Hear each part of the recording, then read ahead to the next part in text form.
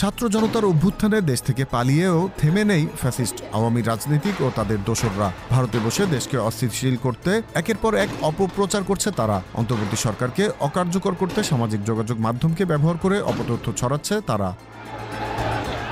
আওয়ামী লীগের ফেসবুক পেজে বলা হচ্ছে, ডক্টর ইউনূস ছাত্রদের ব্যবহার করে ধ্বংসের পথে নিয়ে গেছেন। নবম দশম শ্রেণীর শিক্ষার্থীদের সব বই এখনও ছাত্রদের কাছে পৌঁছাতে পারেনি ইউনূস সরকার। রাষ্ট্র ক্ষমতায় বসতেই তিনি এমন ষড়যন্ত্র করেছেন বলেও উল্লেখ করছে তারা।